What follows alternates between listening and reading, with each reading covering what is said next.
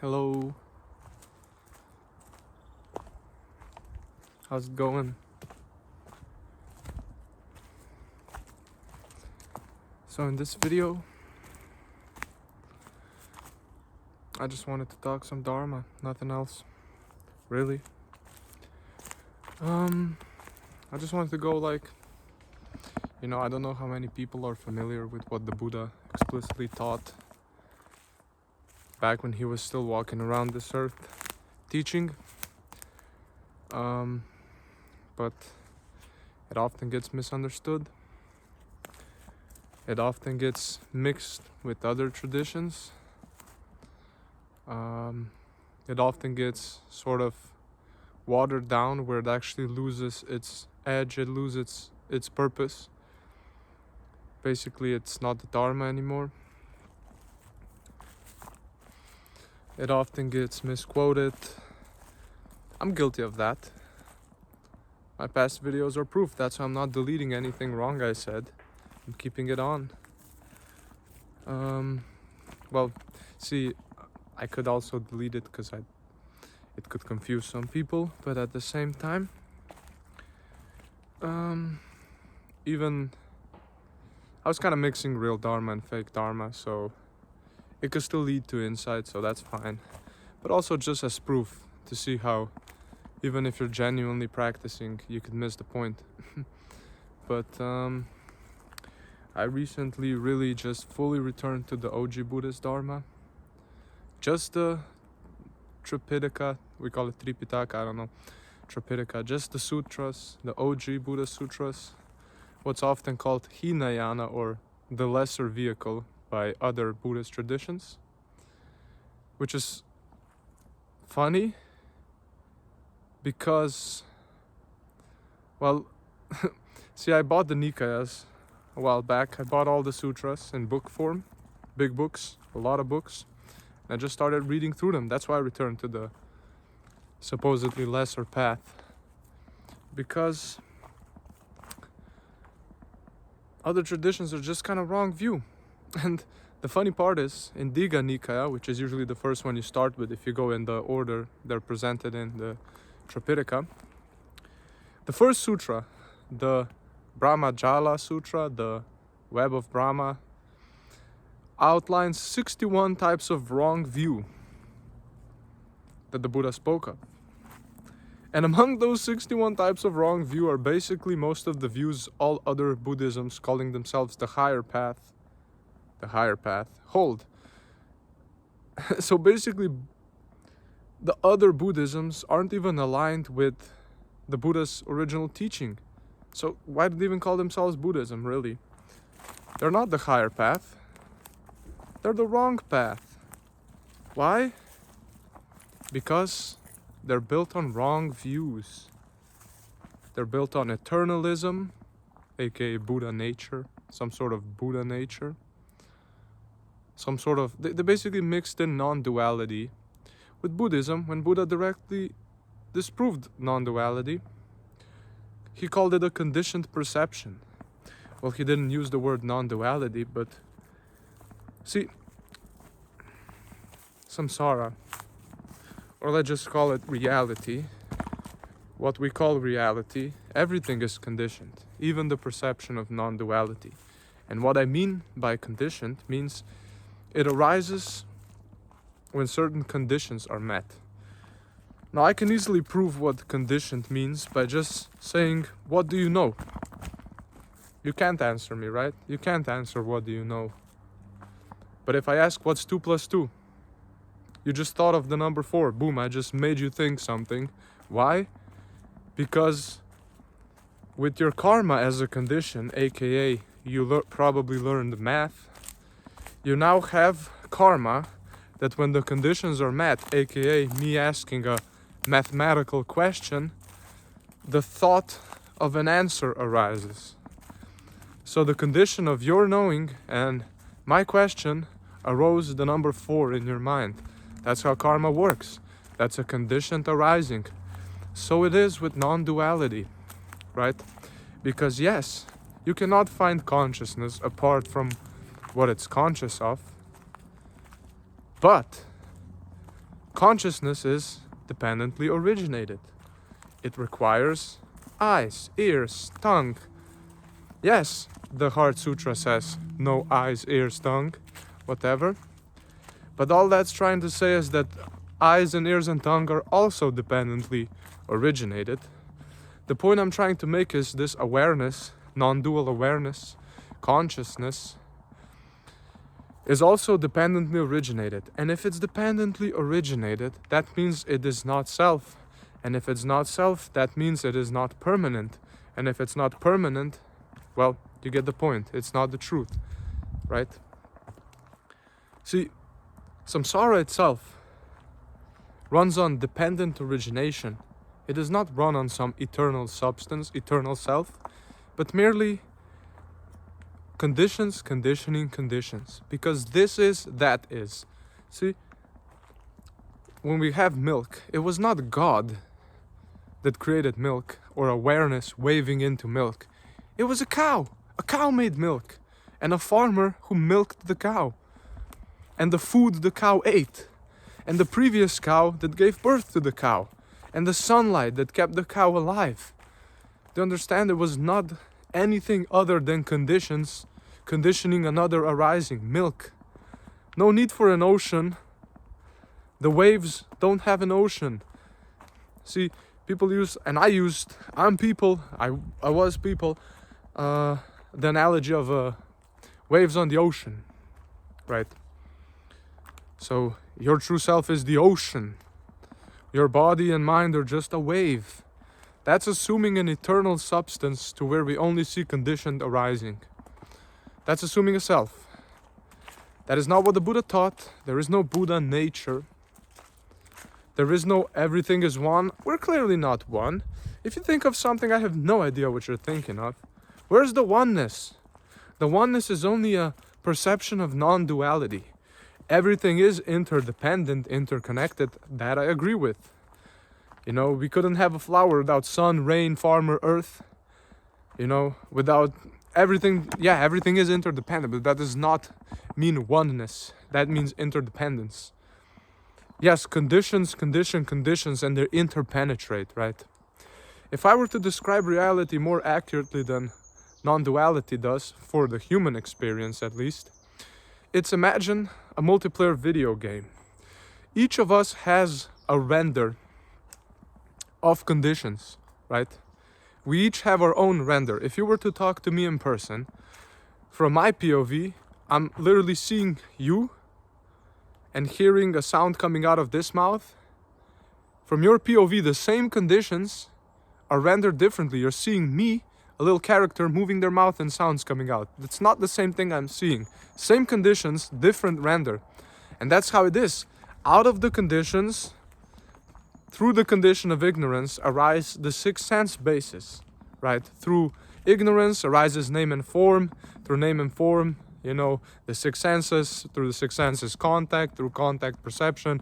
Mental, you know, the dependent origination thing, right? So our renders arise out of conditions. That doesn't mean there's a material reality out there. Conditions, it's just karma. So out of karma, out of conditions arises a POV, a render. And just like in a multiplayer video game where we all have our own POV, right? And when I do something in my POV, something changes in yours. So conditions interpenetrate. We all influence the same little bundle of conditions. Conditions are interconnected, but not always. Like when I walk past a person on the street, you know, I walk past them, that's it. Our conditions never mixed. Nothing. If I walk past a friend, boom, suddenly we're changing conditions. We're conditioning each other's experience. The most I get with strangers sometimes when we walk by silently is nothing. I have no idea of their conditioned existence. So not all conditions interpenetrate, some do. That's why we have space. That's why we have different POVs, different experiences. Because out of conditions arises a POV.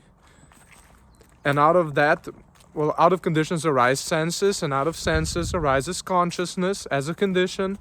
And out of consciousness, right, we have different experiences. You get it? You get what I'm trying to say?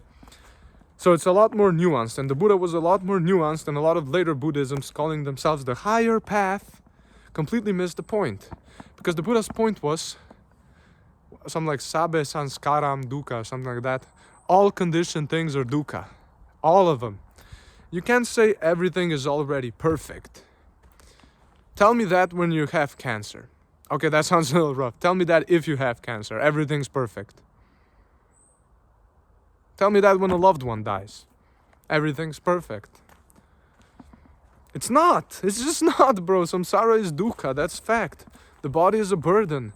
You have to maintain it. You have to sleep. You have to eat. You have to work. Everything you love gets taken away from you. Nothing is kept. Everything changes because everything is conditioned. It's impermanent. When conditions end, the arising ends. Because it's impermanent, it's dukkha. Because, look, let's be honest, if you like something, it kind of sucks when it ends. Like, you have to be mad spiritually bypassing to pretend it doesn't. You know, some people say you're already free, just notice it. I said that too.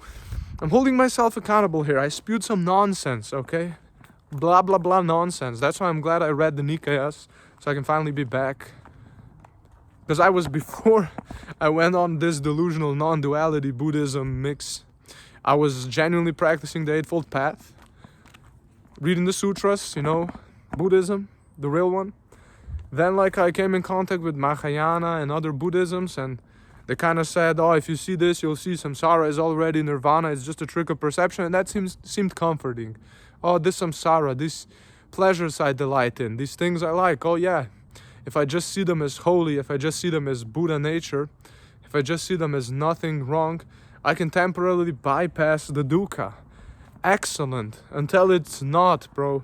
Until you read the sutras and see what the Buddha was pointing to, and you see it's a bypass. Now that doesn't mean, see personally, it's now that would make sense if I said personally, but like if you see dependent origination clearly, you see there is no self anywhere. Anywhere, and that frees a lot of dukkha. Like personally, experience doesn't burn me. That's why I was delusional, right? Because experience itself, I don't cling to pleasures, I don't cling to experience, right? So when like something I like ends, that's not dukkha for me anymore because of certain type of insight I had. But then when I deeply meditated, like I have a girlfriend, I love her very much. When I deeply meditated on her dying or something happening to her, when I deeply meditated on that, I contemplated that. Well, I'll be damned. I cried for a couple of hours. You know, that's gonna suck. I'm aware of it. That's gonna suck. You know, I can't be with her forever, for example. And other things I love, for example. Basically, I stopped gaslighting myself. Everything is already perfect because it's holy, because everything is one. I saw dukkha clearly. Again, I was seeing it clearly before. Then I went on this whole vacation from Buddhism back into some non-duality nonsense. And yes, non-duality is a genuine perception. Even have it in the Buddhist path. It's called the perception of infinite consciousness. It's one of the formless attainments. And the Buddha says, if you look closely at that, you know, at that state, it's a conditioned state. It's not permanent. It is not self. It is not the truth. My point is, Buddha said opposite everyone else. Everyone else says it's already okay. You're already free. There's nothing to do. Your true nature is only to be noticed. The Buddha said everything is burning, all conditioned things are dukkha. So Buddha said, instead of said there is no suffering, he said there is suffering. That's the first noble truth. Why is it noble? Because to not turn away from suffering and pretend it's not there until it hits you eventually, but to see it clearly is a pretty noble thing. Why? Because seeing suffering clearly, your own suffering, for example, opens your heart up for compassion, for great compassion. And that's one of the perfections in Buddhism. And that arises naturally. When suffering is seen clearly, great compassion arises. Why? Well, I don't know, at least for me, when I saw how much dukkha I still have left even after being pretty good on the path, you know what I'm saying? Even if you look at me, I'm pretty peaceful. I'm not too bothered by life.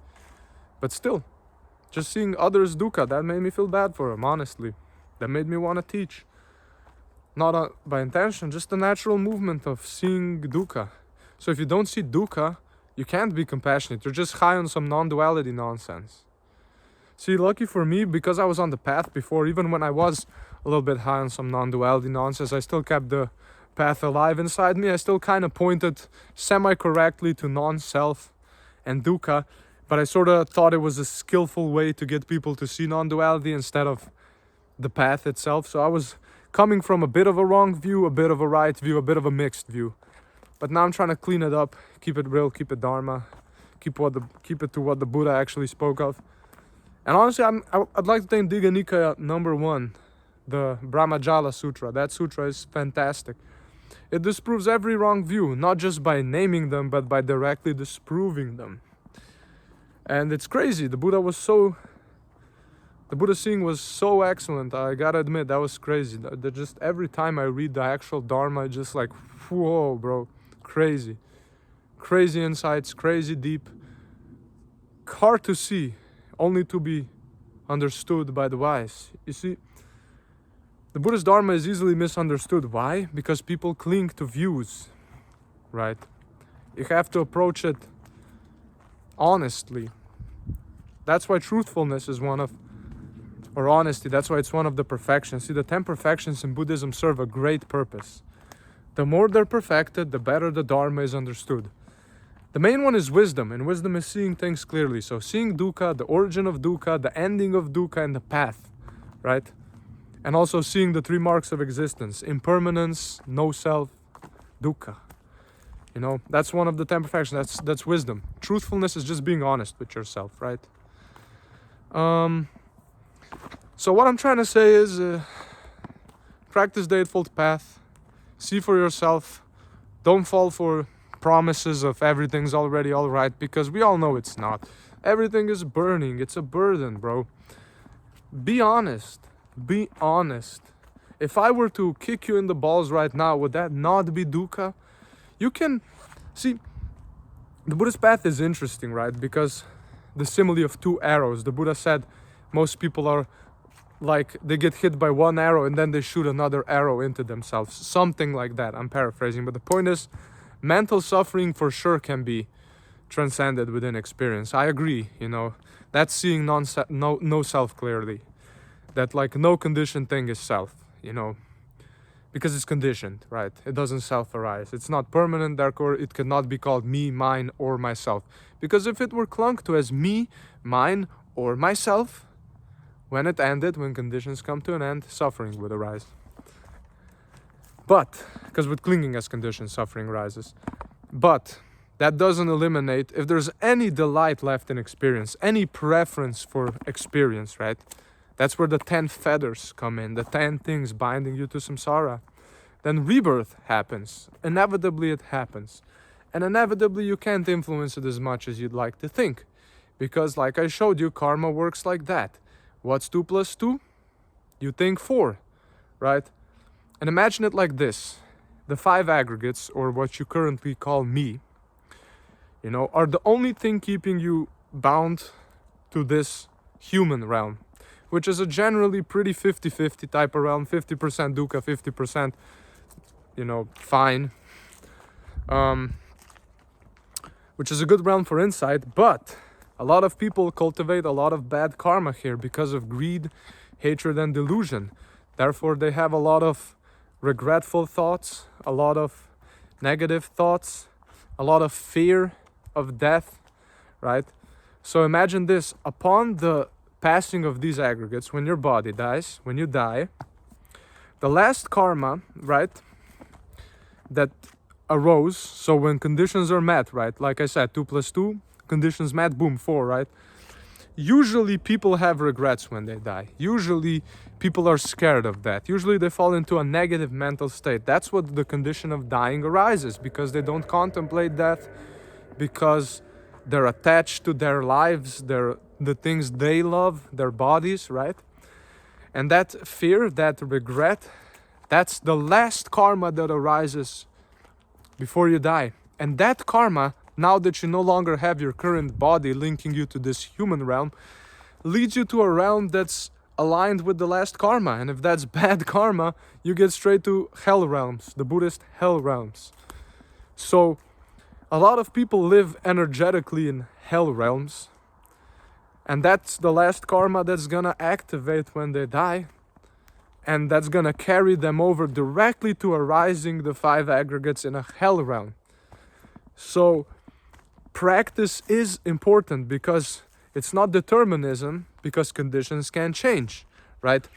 I like it when the Buddha put, when people get to these higher states of consciousness, he said with the condition of effort, concentration, and application, they reached a deep state of focus, and then they pointed their mind to the infinite consciousness.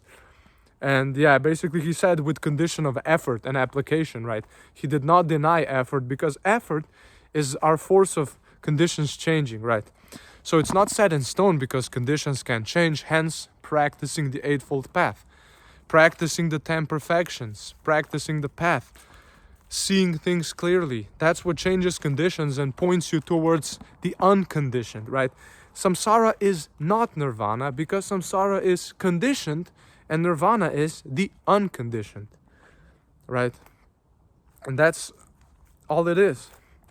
And I'll be making more detailed talks about Buddhism, but I just really want to say this because, well, any other path truly than the Eightfold Path is going to lead you towards either a heavenly rebirth, right? Or more delusion. Just more samsara, bro. More samsara. You know what? I'm going to drop some wisdom from the first sutra too, because Buddha basically explained where people get this wrong view that everything is Brahman or everything is one, or that there's a God who created everything. He said it like this, and that's because he understands the realms. So the universe or existence goes through periods of expansion and contraction, right? And on the period of contraction, so when there's no universe, all beings abide as luminous minds in one of the higher realms, right? Where lifespan is really long. And eventually one of those minds stops being mindful and falls down to the lower realms once a period of expansion happens, and it's again possible for beings to arise in a world.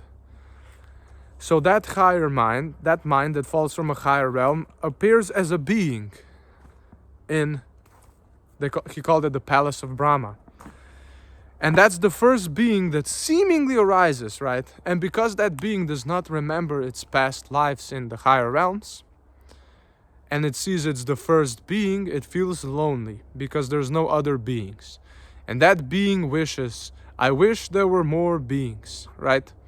And because it was only the first being, not the only being that fell from the higher realms, eventually the other beings' lifespans expand in the higher realms, and they too fall back to the human realm, and arises more beings. And that first being thinks, oh, it must be because I wished for it that more beings arose. I must be Brahma, the creator, God, right? Therefore we get this, oh, God created everybody. Because it was the first being that fell from a really high up realm. It was the first being arising in a period of expansion of existence. And it wished for more beings out of loneliness, and more beings did come because they too fell from a higher realm. And that being mistook that his wish for beings as him manifesting beings. And those beings, since they see he is the first one here, he must have wished for us, he must be God. And that's where we get God. Now you can believe me or not, that's what the Buddha said. See, accessing other realms, that's some meditation, not magic. Like, that doesn't have to do anything with liberation, that has only to do with if you believe what the Buddha said. But that's a pretty good explanation. Basically he said, because there's different realms, because the universe goes through cycles, on a cycle of where things kind of disappear and then they appear, one thing must appear first, and that thing, that being that appears first, mistakes itself for God, and the other beings appearing after mistake it for God. Because loneliness is a condition, and the being wishes for more beings. That's just like an example of, you know, where then other religions come in and claim truth, but it's basically just a lack of understanding the whole mass of conditions, not because there actually is a God that created beings. It's just one being had to be first, and it had to want more beings out of loneliness, and then suddenly we think it created beings because more beings appeared. It's that's where that delusion arises. Yeah, I think I said everything I wanted to say in this video. Thank you for watching, and yeah, stay tuned for more Dharma content. I'm gonna be reading Nikayas, I'll be discussing the Dharma, and yeah, if you want to ask me anything, ask in the comments. If you want to get in contact, tell me in the comments. I'll try to get in contact with anyone if anyone want to talk about the Dharma. Yeah, I'm here to be your spiritual friend. I'm here to be a friend on the path, nothing more. I'm not your teacher. Trust the Buddha, read the sutras if you need a teacher. But I'm always here to clarify, and I'm always here to speak the Dhamma as the Buddha teaches it, for the liberation of all beings. Thank you for watching, and yeah, I'll see you. Have a nice day.